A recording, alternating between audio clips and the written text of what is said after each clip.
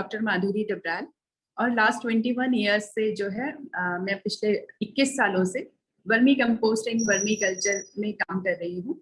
और जो हमारा जो क्षेत्र है मेरा काम करने का वो है उत्तराखंड में। जैसे वर्मी कंपोस्ट जो हमारा होता है तो उसमें अर्थवर्म का बहुत ज्यादा महत्वपूर्ण जगह होता है, तो उसमें किस तरह का अर्थवर्म यूज करना चाहिए? हाँ जी, बिल्कुल बताऊंगी। देखिए, अगर हम पूरे वर्ल्ड ओवर अर्थवर्म की थोड़ा सा टेक्निकल भी मैं इसमें ले आऊंगी, तो उसमें क्या है कि बहुत सारे अर्थवर्म्स हैं हमारे पास।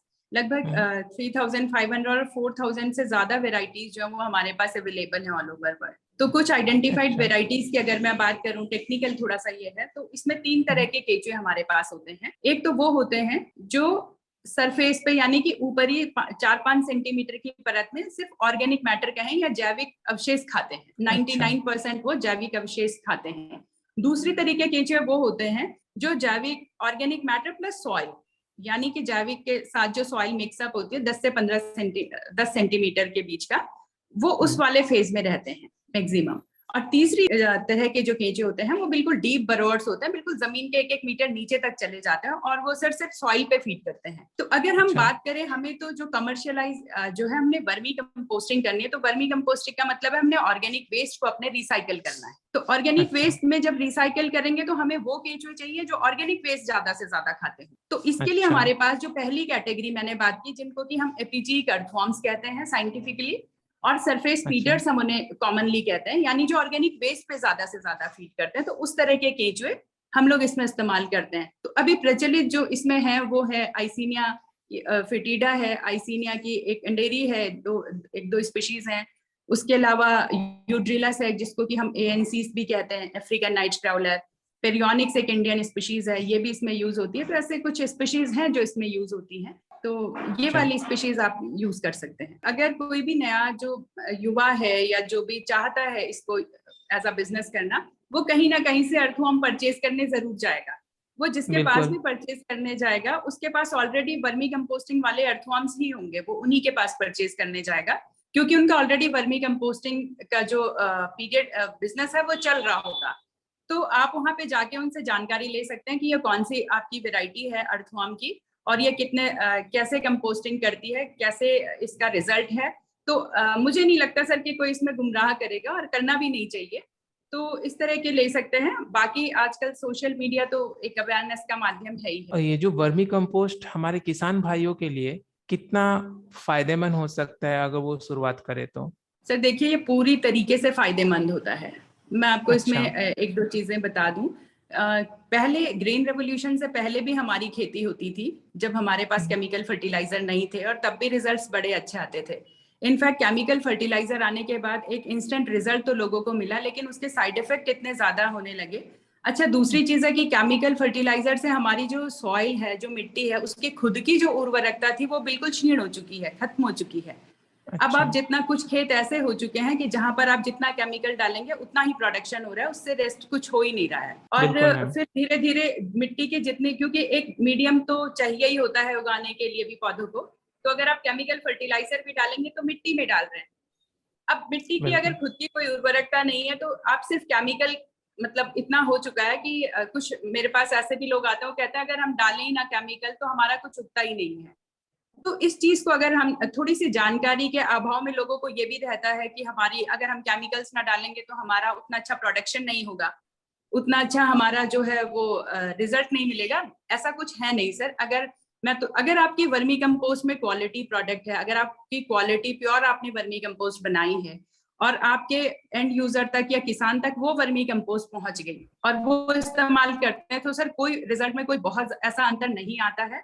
प्रोडक्शन हो, क्वालिटी हो या क्वांटिटी हो, सब बिल्कुल अच्छा रहता है। ऐसा कोई नहीं है सर कि वो केमिकल नहीं डालेंगे और ये डालेंगे तो नहीं होगा, ऐसा नहीं है। वर्मी वाश क्या होता है, इसके फायदे क्या हैं?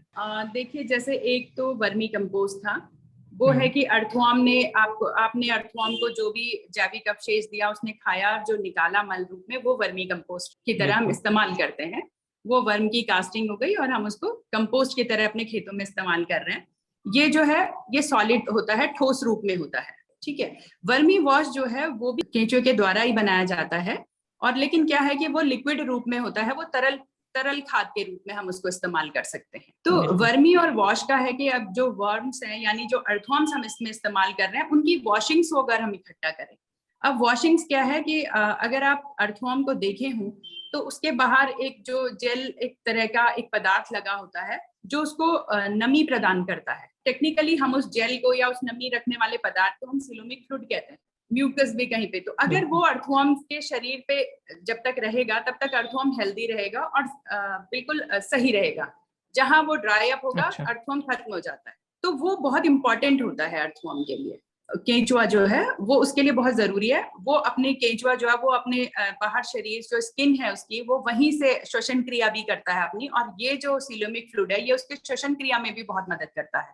इसमें बहुत सारे ऐसे जो कहें इंसेक्टिसाइडल, पेस्टिसाइडल, इसमें बहुत सारे बेनिफिशियल माइक्रो एंजाइम्स इस तरह के उस लेयर में होते हैं कि वो अर्थवर्म को हेल्दी रखते हैं। अगर वो हमारे पौधों को मिले तो वो पौधों को एक प्लांट बूस्टर की तरह बहुत अच्छा काम करता है। कई बार तो वो एक इंसेक्टिसाइडल, पेस्टिसाइडल भी उसके इफेक्ट देखे गए हैं कि वो जब स्वस्थ रहेगा पौधा तो उसमें बीमारियां भी कम आती हैं। तो वर्मी वॉश एक लिक्विड कहें तो लिक्विड कंपोस्ट की तरह या तरल खाद की तरह इस्तेमाल होता है, प्लांट ग्रोथ प्रमोटर की तरह इस्तेमाल होता है। जो वर्मी कंपोस्ट की फार्मिंग करते हैं, कोई छोटे स्तर पे करते हैं, कोई बड़े स्तर पे करते हैं, तो सबसे बड़ा एक मुद्दा आता है इसका सेल और मार्केटिंग कैसे करें। ये आपने सही कही है, लेकिन देखिए आजकल जो है अगर हम सेल और मार्केटिंग की बात करते हैं तो अभी तक तो अगर मैं देखूं तो बहुत कम लोग इसे बना रहे हैं और उससे कम लोग इसे इस्तेमाल कर रहे हैं। ये वहां तक अभी पहुंचा ही नहीं है जहां पर इसे पहुंचना चाहिए। अगर हम शहरों में देखें तो लोग अवेयर हैं, लेकिन जो किसान है जिसको बड़े खेत हैं अभी वहां तक ये बहुत ज्यादा पहुंचा ही नहीं है। तो आने वाले मुझे लगता है 20-25 सालों में एक बहुत अच्छी मार्केट वर्मी कंपोस्ट के लिए आने वाली है, क्योंकि अब लोग अवेयर हो गए। धीरे धीरे जैसे जैसे वहां तक अवेयरनेस पहुंचेगी डेफिनेटली लोग इस तरफ आएंगे वर्मी कंपोस्ट की तरफ, पहली बात। दूसरा है कि आपको थोड़ा सा अवेयरनेस के लेवल पे या जागरूकता लानी पड़ेगी। आपको समझाना पड़ेगा कि वर्मी कंपोस्ट बहुत अच्छी चीज है, उसके रिजल्ट्स अगर नजर आएंगे तो डेफिनेटली लोग इस तरफ आएंगे। तीसरा है कि हमें अपनी तरीके से, सोशल मीडिया एक बहुत अच्छा प्लेटफॉर्म यहाँ पे हो सकता है। आप अपने रिजल्ट्स बताइए, आप अपना रिजल्ट दिखाइए लोगों को कि हमने ये डाला। आप पहले खुद इस्तेमाल करें, इस्तेमाल करके उसका रिजल्ट बताएं कि हमने इसमें डाला, इस पौधे में इतनी अच्छी प्रोडक्शन हुई है, इसमें इतना हुआ है। तो जब एक फिगर के साथ आप आएंगे तो आप उसको मार्केट कर सकते हैं। नर्सरीज आपके आसपास हैं। आजकल लोग को टेरेस गार्डनिंग का बड़ा शौक है, तो टेरेस गार्डनिंग में बहुत इसकी डिमांड है। फ्लावर पॉट्स हो गए जो पॉट्स में करते हैं। बाकी जो ऑर्चर्ड वाले हैं, जो बड़े कोई एक स्पेसिफिक ऑर्चर्ड है, मान लीजिए एप्पल ऑर्चर्ड चल रहा है या कोई सिट्रस फ्रूट का ऑर्चर्ड है, कीवी है, तो ये वर्मी कंपोस्ट तो ऑल ओवर हर फसल में काम आती है और बहुत इजीली बन भी जाती है। तो एक तो ये तरीका है। दूसरा है कि आप किसान क्या इसको खरीदने से लेके आप उसको शुरू करवाने की बात करें कि आप इसे शुरू कीजिए। तो वो जब शुरू करेगा तो उसको जितनी रिक्वायरमेंट होगी खुद से फुलफिल होगी, अदरवाइज फिर वो मार्केट देखेगा। तो इस तरीके से हम लोग जाके हम अवेयरनेस और सोशल मीडिया, उसके अलावा कुछ ऑनलाइन प्लेटफॉर्म्स भी हैं, तो इस तरीके से इसका बहुत अच्छा मार्केट है। ऐसा नहीं है मार्केट की सर कोई कमी नहीं है। अगर मैं बात करूं, मैम मान लीजिए जो वर्मी कंपोस्ट फार्मिंग करना चाहते हैं तो उसके लिए क्या ट्रेनिंग लेना जरूरी है? बिल्कुल, मैं कहूंगी कि ट्रेनिंग अगर वो किसी से ले लेते हैं तो गुरु बिन ज्ञान तो सर वैसे भी प्रॉपर नहीं मिलता है। आजकल लोग यूट्यूब में वीडियोस देखते हैं। और मैं थोड़ा सा एक चीज और कहना चाहूंगी, आपने देखे होंगे कुछ वीडियोस मनी माइंडेड फोकस करते हैं कि आप इतना कमाएं, आप उतना कमाएं, बिल्कुल रातों रात इस तरह। आपने भी शायद कुछ वीडियोस ऐसे देखे होंगे और हम भी देखते हैं। तो मेरा कहना होता है कि जो इस बिजनेस को शुरू करना चाह रहा है वो सिर्फ उस वीडियो में ये चीज ना देखे कि आप 2 महीने में इतना कमा रहे हैं और 3 महीने में इतना कमा रहे हैं। आप काम को पहले स्टडी करें। आप जब काम करने जा रहे हो कोई भी, तो उसकी एक बेसिक स्टडी आप जरूर कर लें। आपका किस तरीके से जो है वो कॉस्टिंग पे काम करिए। आप कॉस्टिंग कैसे, जितनी कॉस्टिंग कम आएगी उतना प्रॉफिट आपका ज्यादा होगा। तो आप कॉस्टिंग की स्टडी करिए। आप कहीं ना कहीं किसी फील्ड में जाके आप जरूर देखें उनका काम करने का तरीका क्या है और कैसे बेड्स बनाई जाती हैं, कैसे आप लेबर का जो है वो खर्चा बचा सकते हैं, कैसा आप किसी भी चीज में, क्योंकि जहां जहां कॉस्टिंग कम होगी वहीं वहीं आप प्रॉफिट ले सकते हैं। तो सिर्फ वीडियोस देख के आप काम शुरू ना करें, आप एक फील्ड में जाके स्टडी जरूर कर लें। ये मेरा कहने का मतलब हर किसी युवा को या जो भी इस बिजनेस में आना चाह रहा है उनको मैं जरूर कहना चाहूंगी।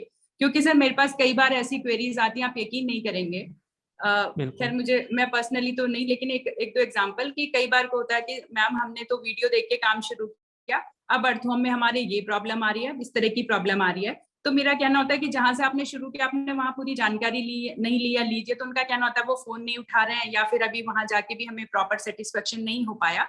तो कई बार क्या होता है कि आप बिना अगर स्टडी किए जब तक ठीक चल रही होती हैं चीजें तब तक कोई दिक्कत नहीं आती है। दिक्कत आती है जहां से चीजें खराब होनी शुरू होती हैं, वहां पे फिर आपका नॉलेज, आपका एक्सपीरियंस, ये सारी चीजें काम आती हैं। तो मेरा एक संदेश ही आप समझ लीजिए है सबको कि वो एक बार स्टडी जरूर कर ले जो भी इस काम में आना चाह रहे हैं। ऐसा नहीं है कि बहुत छोटा मतलब बहुत लो इन्वेस्टमेंट का काम है, कोई भी कर सकता है इस तरीके से। तो थोड़ा सा टेक्निकली साउंड अगर हो जाएंगे तो उन्हीं के काम आएगा। मैम, हमारे पूरे ग्राम स्ट्रॉन्ग टीम के ओर से आपका बहुत बहुत धन्यवाद। आप इतना कीमती समय दी, ये वर्मी कंपोस्ट को लेके आप हमारे सभी को बहुत प्रेरणा देती हैं और आगे भी देती आएंगे, और इतनी महत्वपूर्ण जानकारी देने के लिए बहुत बहुत धन्यवाद। अब मैम यहीं समाप्त करता हूँ। धन्यवाद मैम। धन्यवाद।